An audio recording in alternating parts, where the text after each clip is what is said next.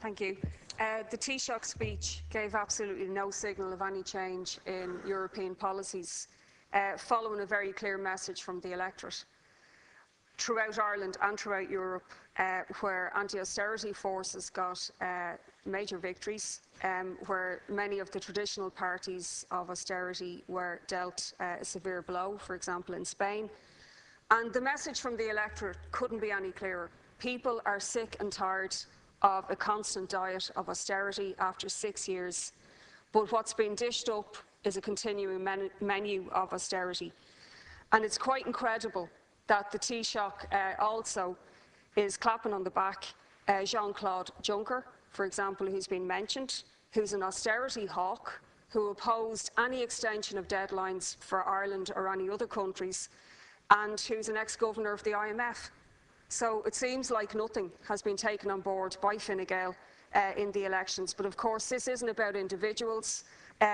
It's about how successive governments, Fianna Fáil previously and this one as well, agreed to tie the hands of this country and other countries in dealing with our own economic problems. In the country-specific recommendations in the semester session, there will be a limiting of the statutory scope for discretionary changes by government. So any attempt to move away from the policies of austerity, the hands are tied. And there will be an attempt to raise revenues through broadening the tax base. Now, we assume it's not going to be corporation tax. It'll be more taxes on working class people, like the water tax, the property tax, etc. And in the Taoiseach speech, he mentioned a number of things that are lined up for Ireland. The first one is improving the cost effectiveness of healthcare spending. That's code word for more health cuts.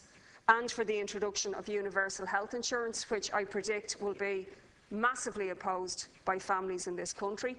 It's essentially a pay-or-die American-style system that you're talking about.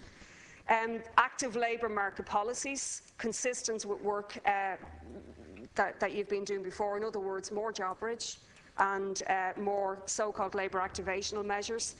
And a concern about intergenerational transmission of poverty. But you haven't shown any concern about the transmission of poverty. You're sitting idly by while there's a homeless crisis and while thousands of young people emigrate. I suppose most worrying for people suffering from the mortgage crisis is the completing of work underway to deal with the post-crisis legacy of non-performing loans in the financial sector. Again, code for speeding up repossessions, which we're already seeing as public representatives. More and more people are contacting us who are either renting or living in houses that are about to be repossessed. Now, the wealth does exist in Europe to wipe out mass unemployment, youth unemployment, and all of the other social problems that are blighting the people of Europe. But unfortunately, it's concentrated in few hands. This wealth has to be expropriated and used to solve these fundamental problems, to create a Europe for the millions rather than the millionaires, which the Taoiseach seems to represent. Just want to finish on foreign policy, because I noted that the Taoiseach said there will be a ceremony in Ypres to commemorate World War I. Now, the EU is at a stage where this is very relevant because there's wars waging in Iraq, Syria and the Ukraine.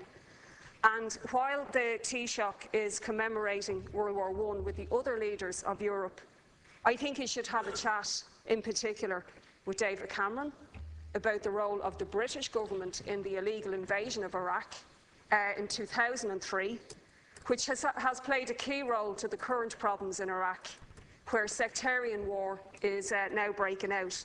So instead of one Saddam Hussein, Western imperialism now faces a whole number of Saddam Husseins, plus the rise of al-Qaeda type organisations like ISIS, and a shake-up of the entire region with tragic consequences for the ordinary people of Iraq.